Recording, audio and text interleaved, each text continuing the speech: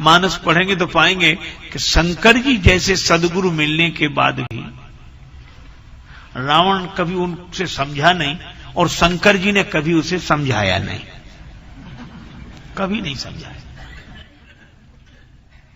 अच्छा, शंकर जी सबको समझाते हैं और अपनी जो परंपरा है उसमें ग्रंथों में कोई भी ग्रंथ देखो शंकर जी समझा रहे हैं, पर सबको समझाते हैं, सब जगह शंकर जी समझाते हैं, देवताओं तक को समझाते हैं, लेकिन उन्होंने रावण को कभी नहीं समझाया। और यह बात हम नहीं, तुलसीदास जी महाराज लिखते हैं, करत राम विरोध बारक न हटक्यो ईश। रावण को सबने समझाया, केवल शंकर जी ने नहीं समझाया।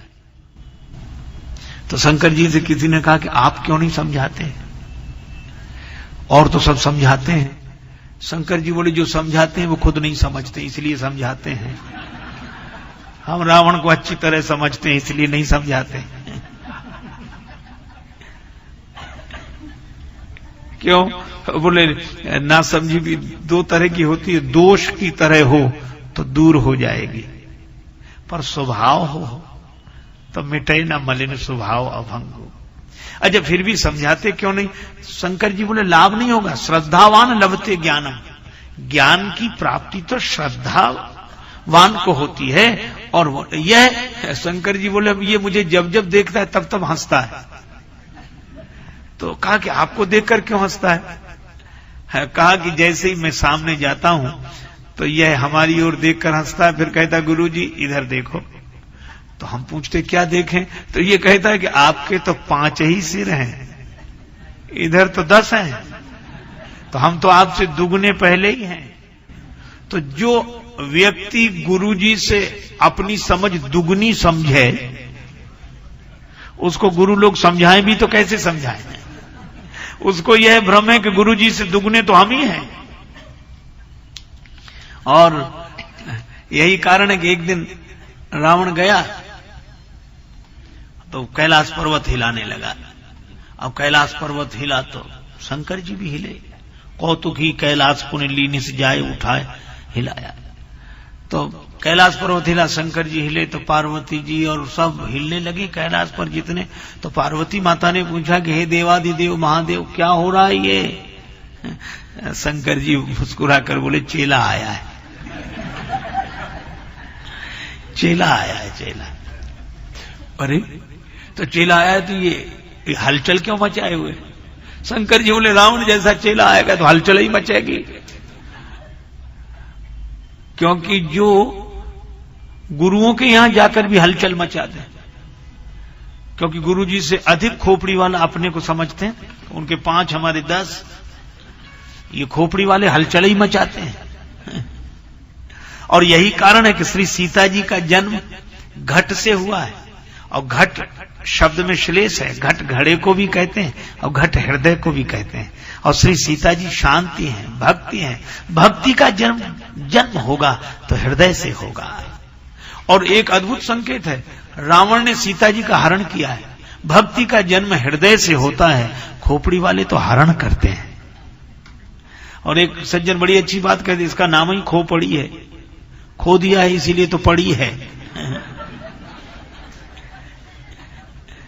अच्छा, रावण खोपड़ी वाला है, शंकर जी ने कहा ये तो हलचल मचाएगा, जरूर हलचल मचाएगा। और उस रावण से जब किसी ने पूछा क्या कर रहे हो, तो बोले प्रणाम कर रहे हैं। कहा ये कैसा प्रणाम?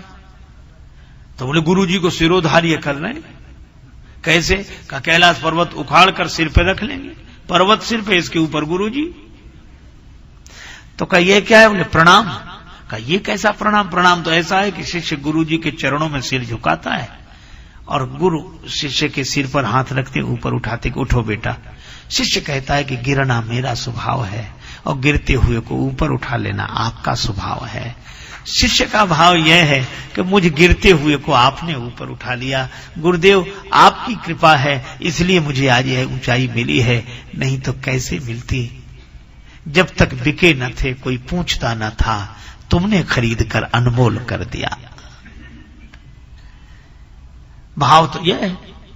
पर रावण बोला इस तरह मैं प्रणाम नहीं करता। क्यों? का सब की तरह प्रणाम करूं तो सब में और मुझ में अंतर क्या है? तो कब ऐसा प्रणाम नहीं करते, ऐसा करते हो क्यों? रावण बोला इसलिए कि मैं ऐसा चेला नहीं जिसे गुरुजी ऊपर उठाए। मैं तो ऐसा चेला हूं जो गुरुजी को ही ऊपर उठाए हुए हूं, सारी दुनिया देख ले। बोले मैं लोगों को दिखाने आया हूं कि गुरुजी के कारण मैं ऊपर नहीं उठा हूं, मेरे कारण गुरुजी ऊपर उठे हैं। बहुत बार चेलों को लगता है कि हमारे कारण गुरुजी ऊपर हैं, और रावण को ऐसे ही लगता है। तो रावण को गुरुजी हमेशा छोटे दिखते हैं अपने से, पर हिमालय से ऊंचा कौन? आकाश को छूने वाले शिखर हों जिसके। और उसने नारद जी को जब देखा, उन हिमालय राज ने निज सौभाग्य बहुत गिरी वर्णा कि आज मेरा बड़ा सौभाग्य है, बड़ा सौभाग्य है। क्यों? सदगुरु आए हैं। मंदिर में जाते हैं, जूते बाहर ही उतार देने पड़ते हैं, भगवान के चरणों का दर्शन करते हैं, सोचते हैं ये कोई ले न जाए, बाहर पड़े हैं। एक व्यक्ति ने तो बड़े विचित्र ढंग से स्तुति करना शुरू किया।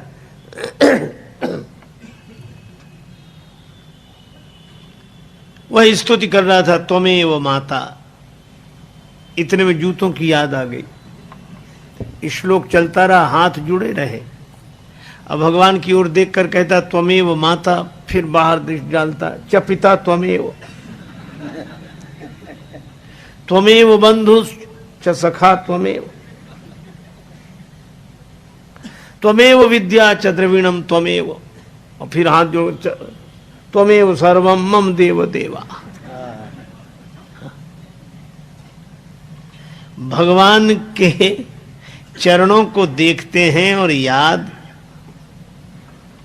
अपनी चरण पादुका की। एक आदमी गया, उसकी वो मंदिर में दर्शन करने गया, बाहर से कोई उसके जूते ले गया, लौट कर आया, जूते नहीं मिले। बड़ा क्रोध आया भगवान पर कि हम तो दर्शन के लिए पहली बार आए और यह दुर्घटना हमारे साथ।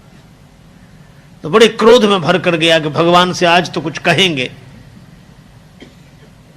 लेकिन जब मंदिर में पहुंचा तो भगवान से उसने कुछ नहीं कहा, चुपचाप लौट आया। तो मित्र ने कहा कि अद्भुत आश्चर्य, तुम तो बड़े नाराज होकर गए थे कि भगवान से कुछ कहेंगे, पर तुमने भगवान से कुछ कहा नहीं। वो बोला क्या कहते। हम भीतर गए तो भगवान ने अपने चरण दिखा दिए कि हमारे भी कोई ले गया है, हम भी ऐसे ही खड़े हैं।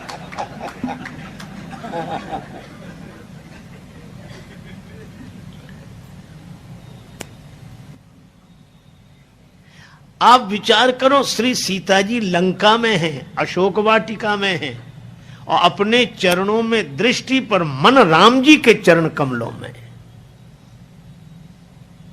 और हम लोग यह भरत खंड समीप सुरसरी थल भलो संगति भली। हम भारतवर्ष में गंगा जी के किनारे भगवान के मंदिर में, लेकिन मन कहां जाता है।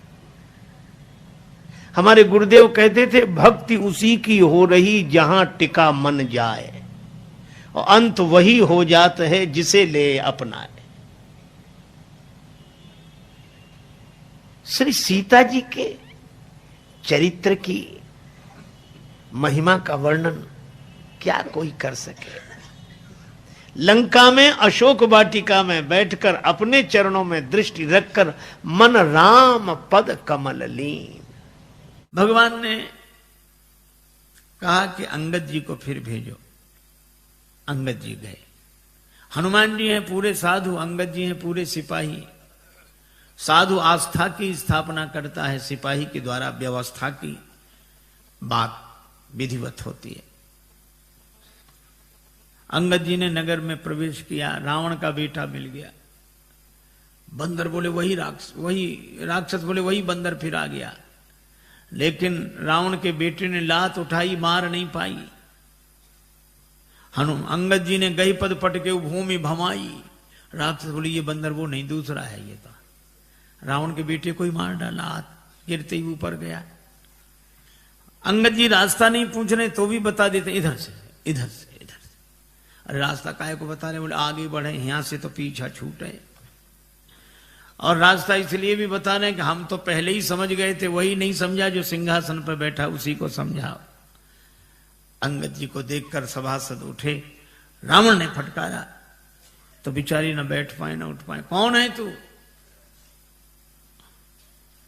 अंगद जी ने जो उत्तर दिया वो बड़ा अद्भुत। कह लंकेश कवन तय बंदर। हनुमान जी के सामने तो रावण बोलता गया, अंगद जी ने बोलने ही नहीं दिया। कह लंकेश कवन तय बंदर। अंगद जी बोले मैं रघुवीर दूत दस कंधर। तू कहे हमसे बंदर, हम कहें आदरणीय श्रीमान जी पूजनीय।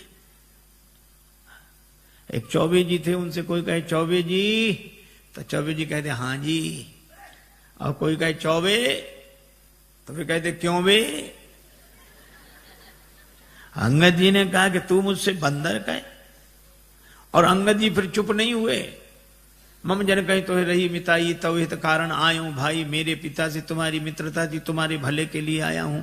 मेरा कहना मानो, पुरजनों को और रानी महारानियों को साथ में लेके दांतों के नीचे तिनका दबाओ, कंठ में कुल्हाड़ी रखो और फिर भगवान से जाकर प्रार्थना करो तो मेरा भरोसा है कि भगवान तुम्हें क्षमा कर देंगे। अब जो वैसे ही नहीं जा रहा था, इतनी शर्तों के बाद जाएगा। अंगद जी सोचते हैं कि जाए ही नहीं सो अच्छा।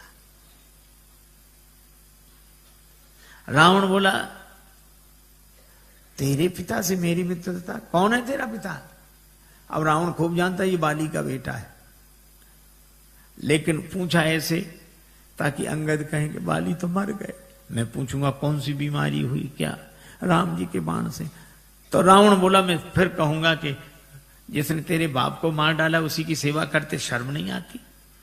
बाप की मृत्यु का बदला लेना है तो हमारे साथ आ। लेकिन जैसे ही अंगद जी से कहा कि तुम्हारा पिता कौन, तो अंगद जी बोले 6 महीने जिसकी बगल में दबे रहे उस बाली को भूल गए। रावण ठाका लगा बोला हाँ हाँ हाँ हाँ हाँ हाँ रहा बाली बानर में जाना। आजकल बाली कहाँ है? अंगद जी बोले 8-10 दिन में तुम भी वहीं पहुंच जाओगे जहां बाली है, वही कुशलता बताएगा। रावण बोला तुम्हारे कठोर वचन में सहन कर रहा हूं क्योंकि मैं धर्मात्मा हूं। अंगद जी बोले तुम्हारे जैसा धर्मात्मा कौन? परित्य हरण करने वाला तो धर्मात्मा तुम ही हो। शर्म नहीं लगती? डूब न मरो धर्म व्रतधारी। रावण ने कहा तू मुझे नहीं जानता, मैंने अपने सिर काट काट कर शंकर जी को चढ़ा दिए, मैं वीर हूं। अंगद जी ने कहा इंद्रजाली अपना पूरा शरीर काट देता है, कोई उसे सेना में भर्ती नहीं करेगा कि बड़ा वीर है। मैंने जला दिए सिर। अंगद जी बोले जरा ही पतंग विमोह, बस पतंगे रोज जलते हैं। दूसरे दिन अखबार में खबर नहीं छपती कि पिछली रात इतने पतंगे वीर गति को प्राप्त हुए। ये कोई वीर गति है? मैं कैलाश पर्वत उठा लिया, इतना भार उठाने वाला हूं। अंगद जी बोले जानवरों में सबसे ज्यादा बोझ गधा उठाता है। भार वहीं खर वृंद, ते नहीं वीर कहा वहीं समझ देख मति मंद। रावण बोला मैं चलता हूं तो धरती हिलती है। अंगद जी बोले तुम्हारे चलने से हमारे राम जी के छोटे भैया लक्ष्मण जी बोलते हैं तो धरती हिलने लगती है। लखन सकोप वचन जब बोले, डगमगान मही दिग्गज डोले। रावण बोला ऐसा? तो बड़े भैया को तो बोलना ही नहीं पड़ता होगा, धरती हिल जाती हो। हाँ नहीं बोलना पड़ता। वे धनुष पर हाथ फेरे, सर चाप कर फेरन लगे तो भूधर डगमगे। रावण बोला क्यों रे? बाली तो इतना गप्पी नहीं था। बाली न कबू गाल असमारा, मिली तपसिन तय भय सी लवारा। अंगद जी बोले करके दिखाऊं? जब ते कीन राम के निंदा, क्रोध बंत अति भयो कपिंदा। कटकटान मही कुंजर भारी, 2 भुजदंड तमक मही मारी। और जो पृथ्वी पर प्रहार किया डोलत अवनी, धरती हिल गई सभासद खसे। रावण के मुकुट गिरे, छीना झपटी मची। 6 मुकुट रावण ने सिर पर लगाए, 4 मुकुट अंगद जी ने राम जी की शरण में भेज दिए। अब विचार करो 10 सिर और 6 मुकुट कितने सुंदर लग रहे होंगे। लेकिन रावण से किसी ने कहा कि सुंदर नहीं दिख रहे। बोले भले ही सुंदर न लगे, 2 तो ज्यादा हैं इधर। अंगद से कहा उठा के फेंक दो इसको, राक्षसों को फेंक दो। अंगद जी बोले बाद में फेंकना, पहले चरण हिला दो। सभी राक्षस गए, चरण नहीं हिला। तासु सभा की कठिन प्रण जय तौल्यो कैलाश, तुलसी प्रभु प्रभुता कहो कि सेवक को विश्वास। अंगद जी का पांव नहीं हिला। तुम ही बचे हो। रावण आया, जैसे ही चरण पकड़ने लगा अंगद जी ने पांव हटा लिया। रावण बोला यह क्या किया? अंगद जी बोले झुकना यहां सिखा रहे हैं, पर चरण पकड़ना हो तो भगवान का पकड़ो। साधु वही है झुकना अपने चरणों में सिखाए, पर चरण भगवान का पकड़ाए।